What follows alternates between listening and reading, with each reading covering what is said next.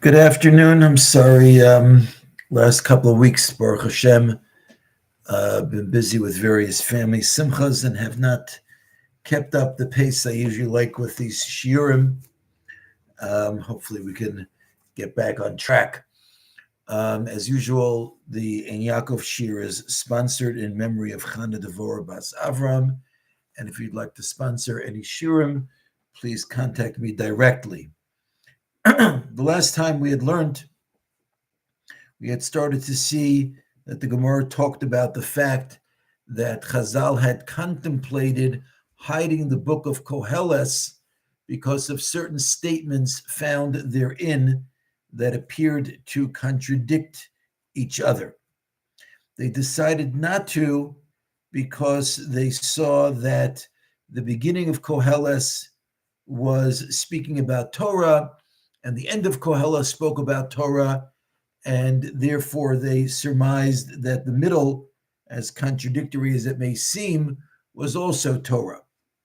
And we spoke about Rav Kook's explanation that one of the methodologies to coming to a deeper understanding of something is by having to tackle the paradoxes that we come across and coming up with a resolution.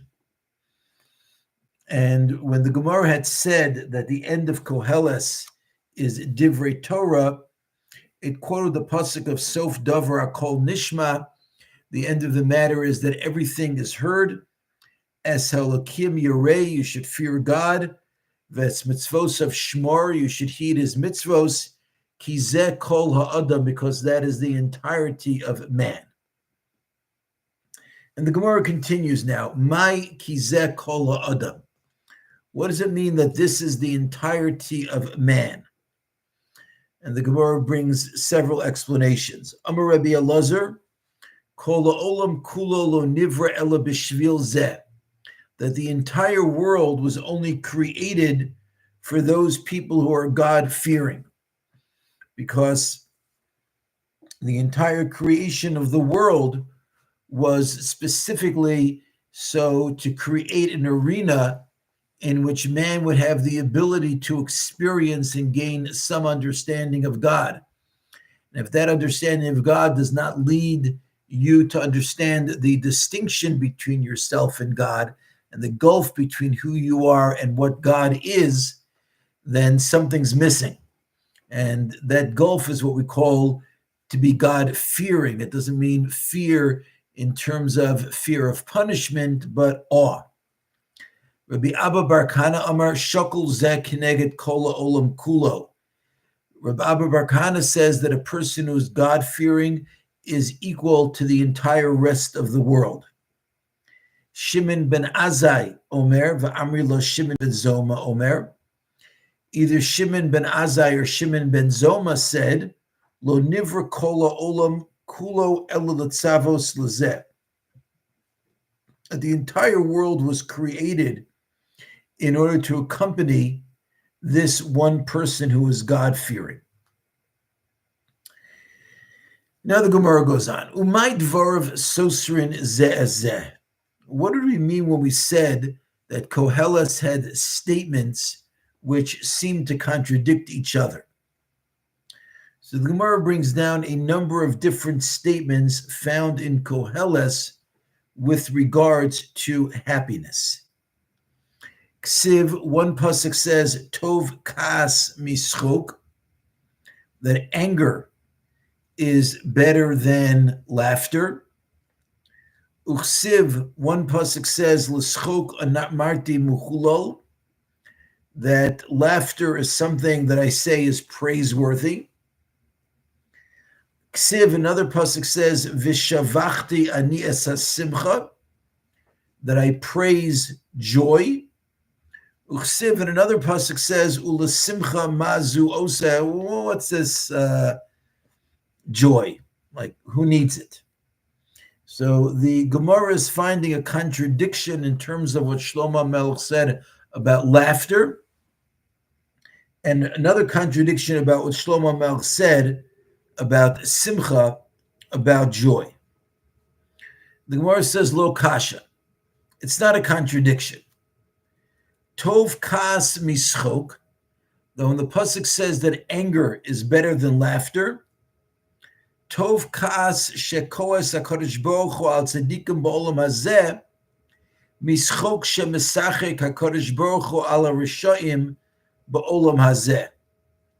That the anger that Hashem shows towards the righteous in this world is ultimately better for them than the laughter that Hashem offers to the wicked in this world. Because Hashem's sternness with the righteous will end up serving them in good stead, whereas the laughter of the wicked is just going to end up leading them to ultimate destruction. U'leschok amarti muchulol, and when the pasuk in Koheles says that laughter is praiseworthy, ze schok shemesachek HaKadosh Baruch Hu im hatzadikim ba'olam haba. That's referring to the laughter that Hashem will experience with the righteous in the world to come. As far as the contradiction between the other two psukim goes, V'shavachti ani es hasimcha, I praise joy, zu simcha shel mitzvah. That refers to the joy that one experiences while doing a mitzvah. Ulesimcha mazu oseh, and when the pasuk says, like, what's up with this simcha with joy, seeming to denigrate joy, zu simcha she'ena shel mitzvah. It's joy that is coming from activity that is not a mitzvah. Lalamdecha, to teach you, she'ein hashchina shoreh, that the presence of God does not rest with a person. Lo mitoch atzlos, not if the person is lazy. V'lo mitoch atzvos, and not if the person is depressed. V'lo mitoch schok, not because of laughter. V'lo mitoch kalos rosh, not if a person is acting in a frivolous manner. V'lo mitoch sicha, the Shechina, God's presence, doesn't come from schmoozing. V'lo mitoch dvarim b'telim, it doesn't come from idle chatter. Ela mitoch dvar simcha shel mitzvah, it only comes through the joy of mitzvah performance. Shenemer, as the pasuk says, V'atak chuli, that's Shaul HaMelech asked to have a harp played before him to bring him joy. Amar Rav Yehuda v'chein dvar halacha. Rav Yehuda said that also, if you want to study words of halacha, you have to be in a proper happy frame of mind. And Amar Rava v'chein lechalom tov. And Rava said also, if you want to have good dreams, you have to be in a happy frame of mind. I want to explain also that when the Gemara over here referred to atzvus, being depressed, we're not discussing someone who is clinically depressed. That's someone who's suffering from whether it's a chemical imbalance or some other type of mental illness. That's not what the Gemara is referring to. We're discussing a person who is, Baruch Hashem, mentally healthy, but is not in his most joyous state. There's a few things over here that I wanted to share. Number one, as we spoke about, that the Shechina only comes if a person is in the midst of a simcha shel mitzvah. So what qualifies as a simcha shel mitzvah? As a joy that is resulting from a mitzvah.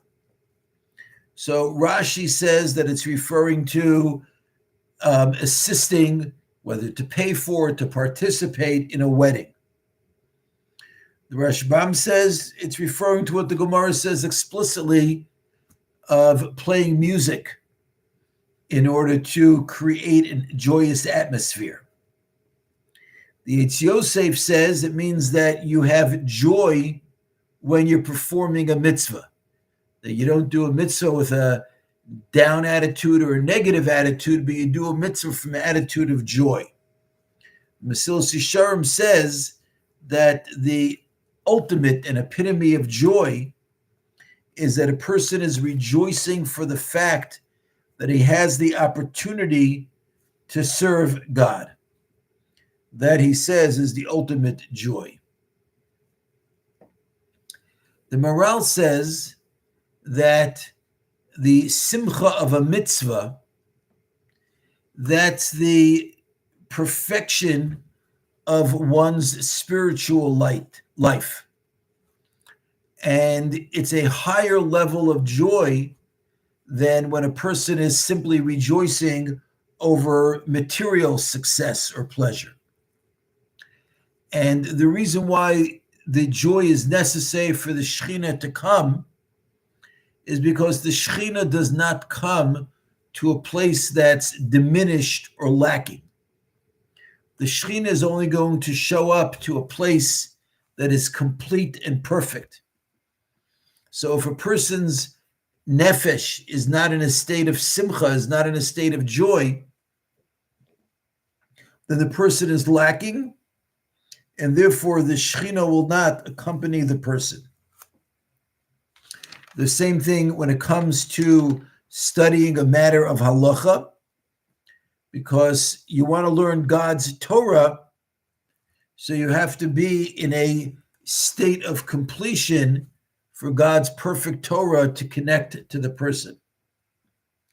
Similarly, when it comes to good dreams, it's the same thing. Good dreams come because of the presence of God, the presence of the Shekhinah, and that will only come when the person has put himself in a state of joy to connect to the Shekhinah. The Shalah HaKadosh quotes, first of all, the Sefer Milos Hamidos. That when the Gemara said that the Shekhinah does not come mitoch atzlus va'atzvus, from laziness, or when someone is feeling down, we discussed earlier, we don't mean clinical depression, but someone's feeling down. He says, very interestingly, he quotes a medrash which says that when the pasuk says, by the creation of Adam Harishon, Vayihi ha'adam lenefesh chaya, and that man was a living being, the medrash says that living means doing things with alacrity. Person's alive, doing things, enjoying what he's doing. So that's what really makes a person, is when they're not just being a couch potato, but they're up and moving and being productive with their life. And the Shloh also quotes the Reishis Chachma, who quotes the pasuk in Parshas Kisavo, which says that the destruction will come tachas asher lo avadta es Hashem Elokecha b'simcha. That destruction will come if we don't serve Hashem in a state of joy. And we also find that in Eshes Chayil, which even though in its pshat, it's a song written by Shlomo Melech referring to a woman of valor, but we know that Chazal also understand it as a reference to our relationship with the Shekhinah, with the presence of Hashem. So we see also it's replete with references to doing things with alacrity. V'takom bo'od laila, she gets up in the middle of the night. She doesn't serve her children lazy bread. So all of these things we see that the connection to the Shekhinah is a result of doing things with alacrity, not doing things in a manner of procrastination, but doing things in a way of alacrity. Certainly a lesson for myself. I can be a pretty awesome procrastinator at times. I guess the lesson I need to take out of this is that I need to be doing things with a little bit more zrizos and alacrity so that it will improve my relationship with Hashem as well. Thank you very much for listening. Have a very good evening.